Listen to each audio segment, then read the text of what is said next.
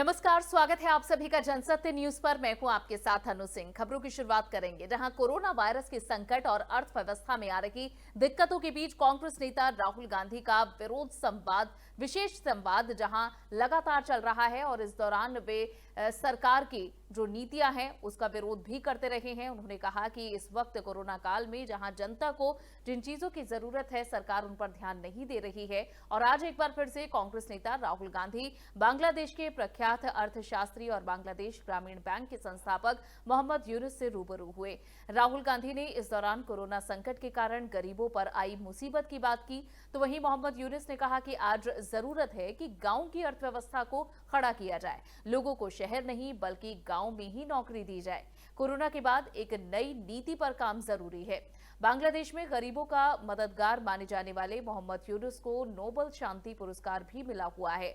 बांग्लादेश में ग्रामीण बैंक को लेकर उन्होंने आर्थिक क्षेत्र में क्रांति पैदा करने का काम किया, जिसके जरिए गरीब लोगों को बिना किसी तरह की जमानत के लोन देने की शुरुआत की गई। इससे पहले 2019 में वे भारत की आर्थिक स्थिति को लेकर भी कमेंट कर चुके हैं।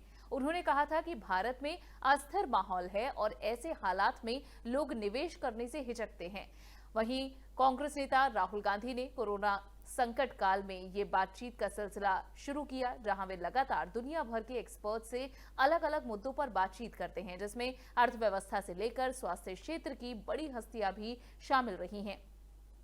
इसके अलावा राहुल गांधी की ओर से अलग अलग मसलों पर उनकी राय भी पेश की जाती रही है। हाल ही में उन्होंने भारत चीन विवाद पर कई वीडियोज भी अपनी एक वीडियो सीरीज चलाई और कई वीडियो रिलीज किए।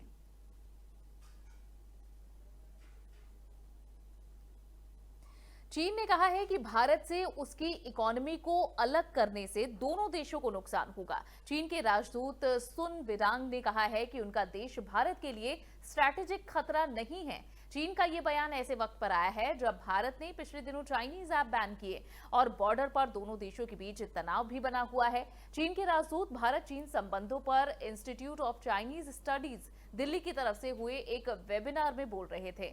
उन्होंने सहयोग का रवैया रखने की वकालत करते हुए कहा है कि किसी एक को नुकसान पहुंचाने की सोच नहीं रखनी चाहिए। साथ ही कहा कि हमारी अर्थव्यवस्थाएं एक दूसरे पर टिकी हुई हैं, उन्हें जबरदस्ती अलग करने का जो ट्रेंड है वे इसके खिलाफ हैं, इससे सिर्फ नुकसान होगा।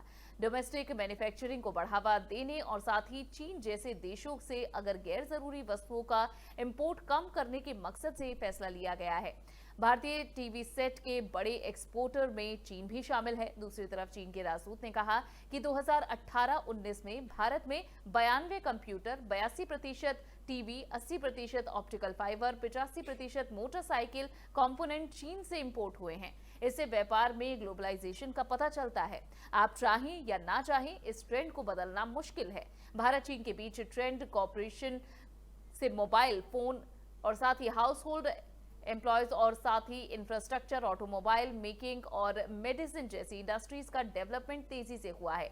भारत ने पूर्वी लद्दाख में चीन के सैनिकों के पीछे हटने के दावे को खारिज किया। विदेश मंत्रालय ने गुरुवार को ही कहा कि लद्दाख में सैनिकों के पीछे हटने का प्रोसेस अभी पूरा नहीं हुआ है। इसके लिए कमांडर लेवल की बातचीत का अगला राउंड जल्द ही शुरू किया जाएगा। तो एक तरफ जहां बॉर्डर पर तनाव है और भारत ने कई ऐप्स को बैन कर चीन को एक जोरदार झटका दिया, जिसके बाद अब चीन के होश ठिकाने आते भी नजर आ रहे हैं, उसके सुर नरम हुए हैं और चीन की बेबसी भी साफ दिख रही है।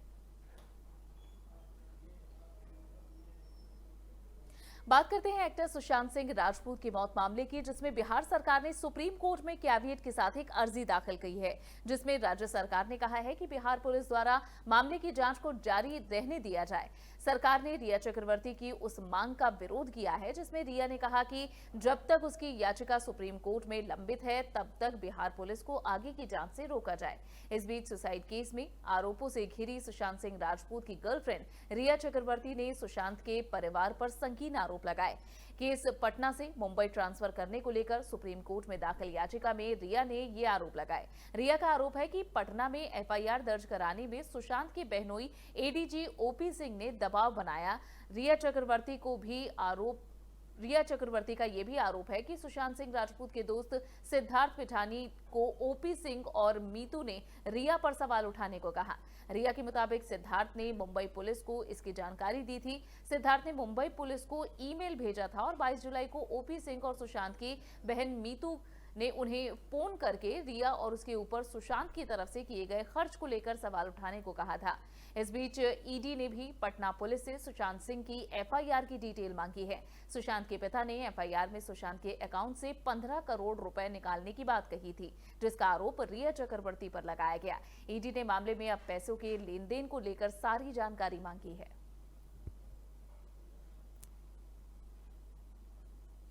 बॉलीवुड अभिनेता सुशांत सिंह राजपूत की आत्महत्या के मामले में लगातार नए खुलासे होते जा रहे हैं और इस ओर एक तरफ मुंबई पुलिस भी अलग अलग पहलुओं से मामले की जांच में जुटी है, वहीं इस पूरे मामले में सीबीआई जांच की भी लगातार मांग हो रही है। इस बीच बिहार सरकार के एक मंत्री ने रिया चक्रवर्ती को बॉलीवुड की विष कन्या कह दिया। बिहार सरकार के योजना एवं विकास विभाग मंत्री महेश्वर हजारी ने रिया चक्रवर्ती पर गंभीर आरोप लगाए हैं। उन्होंने कहा कि रिया चक्रवर्ती केवल एक सुपारी किलर ही नहीं है, बल्कि बॉलीवुड की विष कन्या भी है, जिसने सुशांत सिंह राजपूत की जान ले ली। महेश्वर हजारी ने कहा है कि वो अपनी महत्वाकांक्षा के लिए आगे न जाने और कितने ही लोगों की जान ले चुकी हैं और लेंगी। ऐसी सुपारी किलर पर जल्द से जल्द कार्रवाई होनी चाहिए। मंत्री महेश्वर हजारे ने बॉलीवुड के कुछ सेलिब्रिटीज पर भी निशाना साधा है। उन्होंने आरोप लगाया कि रिया चक्रवर्ती को बचाने में बॉलीवुड का एक गैंग लगा हुआ है। इन्हीं लोगों के लिए रिया सुपारी किलर का काम करती हैं। उन्होंने कहा कि ऐसे कलाकार जो कि इस गैंग की बात नहीं मानते, उन्हें फंसाकर इसी तरह से कदम उठाने के लिए मजबूर किया जाता है। महेश्वर हजारे ने कहा है कि पूरे मामले का खुलासा मुंबई पुलिस नहीं कर सकती, ऐसे में इसकी जांच बिहार पुलिस अब कर रही है।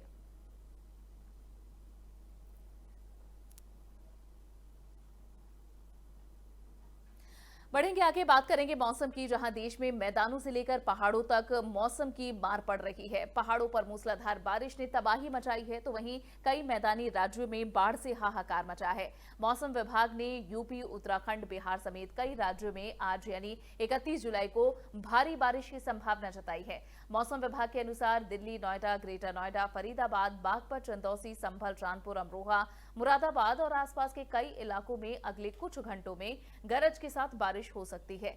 वहीं उत्तराखंड से लेकर हिमाचल तक पहाड़ दरक रहे हैं। अगले 24 घंटे में पहाड़ों के लिए बेहद भारी समय ये बताया गया है और मौसम विभाग ने पिथौरागढ़, बागेश्वर, चमोली जिले के लिए भारी बारिश का अलर्ट भी जारी किया है। पहाड़ों में मूसलाधार बारिश ने बीते एक महीने से भारी तबाही मचाई हुई है। चमोली में बद्रीनाथ हाईवे पर भूस्खलन हुआ और पहाड़ का हिस्सा भी नीचे आ गया। उत्तराखंड के कई जिलों में भारी बारिश और भूस्खलन के चलते सड़कें बह चुकी हैं। ऐसे में लोग जहां तहां फंसे हुए हैं। धारचूला इलाके में एक गांव में बारिश और भूस्खलन के बाद फंसे कुछ लोगों को आर्मी के जवानों ने रेस्क्यू कर सुरक्षित बाहर निकाला। दरअसल इस इलाके में अचानक फ्लैश फ्लड आने के बाद लोग फंस गए, जिन्हें रेस्क्यू ऑपरेशन चलाकर बाहर निकाला गया। आर्मी के जवानों ने लोगों को राहत सामग्री और दवाइयां भी मुहैया कराई हैं। वहीं उत्तराखंड के लिए मौसम विभाग ने अगले 24 घंटे काफी भारी बताए हैं और ऑरेंज अलर्ट भी जारी कर दिया गया है।